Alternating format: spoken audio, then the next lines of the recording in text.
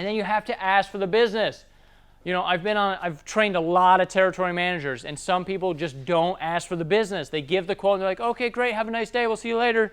And then they leave, and I'm like, what are you doing? No, hold on, backtrack a little bit. Ask for the sale. So when you're going through the proposal, what package would you like today? You know, what package are you thinking of going with? Asking these qualifying questions. Ask to follow up. Can I call you in a day or so? So sometimes we'll get, and again, we're in soft washing. I say we do soft sales.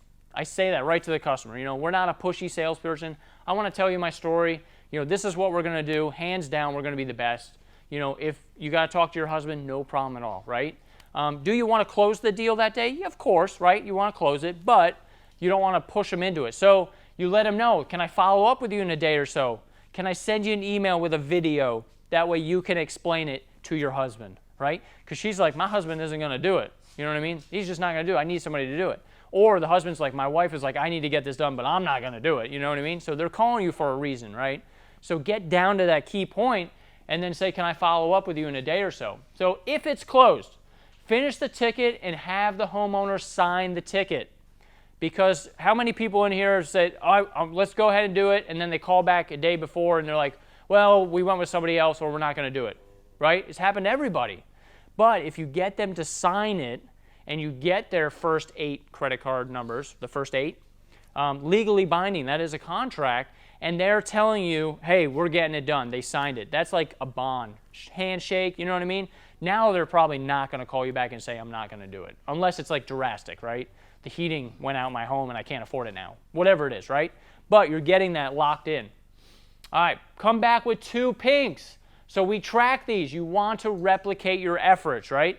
So for every quote, you want to say, hey, can you introduce me to Miss Susie next door? And you want to kind of knock on. I don't promote door knocking by no means, but doing this is key because you will come back with more quotes every time. It happens. So when you go, you know, knock on it, let her introduce you. It's a forced referral. Everybody heard of a forced referral before? You're asking that homeowner to introduce you to the neighbor, and I let them know. I do this all the time. I'm like, yeah, your roof is dirty, but your neighbors are all dirty. Guess what? It's an airborne algae that jumps from roof to roof. We want to get your neighbor clean too. That way it doesn't jump on your roof and, you know, and gets dirty. Yes, there's a 5-year warranty, but you tell them. And I can't tell you how many stories. I had this one gentleman, his roof was clean, and he kept, for some reason, he kept getting a flyer. Well, he kept throwing his flyer on her driveway every time he got it. He's like, yeah, I'm going to get you that business. And it was funny because he stopped me in the neighborhood, and we ended up cleaning that lady's roof because he was like, you need to call these guys because he didn't want to look at it. You know, it was right on his deck, and he's looking at the dirty roof. So we ended up cleaning her roof because of that. So they will sell for you. You want to turn the homeowners into territory managers for you. You know what I mean? Give them a kickback. You know, give them whatever it is. Have them in the system get $100 or whatever per referral that they give you or whatever, 50, 100, whatever it is, right? And get them selling the jobs for you. But ask for referrals and walk to the neighbors for a quote. Come back with 2 pinks. We track these. And then put yard signs out in the yard. So if you close the deal, put the yard sign out in the yard and then out in front of the subdivision. So they see it in the yard, and then every week, you know, every day for a week, they're going to see your yard sign out at the beginning of the subdivision. That's key. They got to see you, you know, it goes up every year though. It was 5 times. I think now it's 7 times. They say it's 7 times before, you know, they have to see you 7 times before they call you, right? So that might be a yard sign, your wrap truck, your print ad, a commercial, whatever it is. 7 times they say now. They have to hear you, see you before they call. And then flyer more on the way in and out. So replication of effort, so you're flyering on the way in.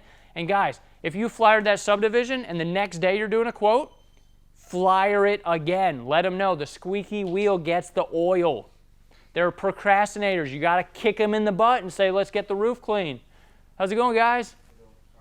No worries, no worries. So, you know, doing that kind of stuff, you know, letting them know that you're here again. They're like, why did we get another flyer? Well, we're doing a quote next door, you know.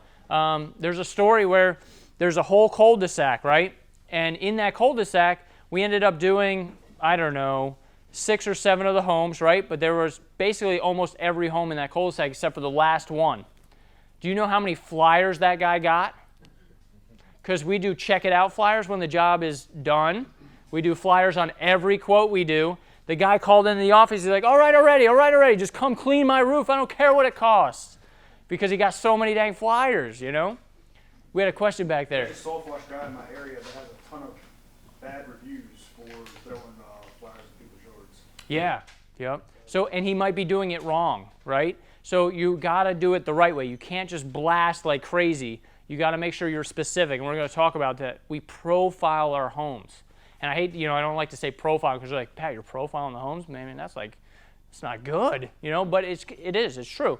You're adding the piece to the puzzle. If the lawn isn't cut, if it's not edged up, but the roof is dirty, I'm not going to flyer it, right? Because it's dirty for a reason. They might not be able to afford it. They might have kids in college and they can't afford it. Whatever it is, right? So we're going to kind of profile the homes, and if, it's edged and it's landscaped and they got a weed, the weed man flyer in the front yard, they're paying for a pest control service, they want that roof clean because they want to have the yard of the year or whatever it is, right? Yard of the month. That kind of stuff. So then I'm going to flyer that. I'm not going to flyer every single one in that neighborhood, but eventually they will get a flyer, right? From the check it out or however, right? Eventually they will. All right, so at the end of the day, so now you're going to bring back your quote and file properly. Make copies if needed, put in your folder for follow-up. So every territory manager gets an expanding file folder with a 9.9, a closed, and a dead tab in it. So they can keep track. When they're out in the field, if the customer calls in to that territory manager, he can pull out his blue copy and say, yeah, Mrs. Smith, which package would you like to go with? Package B. He can fill it out, then he could call it into the office and close out the deal, right? So they need their paperwork out in the field. Sam Brooks does a good job, and Greg does a great job. They have it all, and they go back home in the evening, and they call through all their quotes, and they do their follow-up. And they close so many deals on follow-up. It's crazy.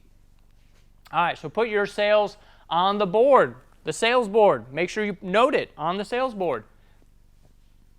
Cars are to be cleaned and vacuumed every Monday.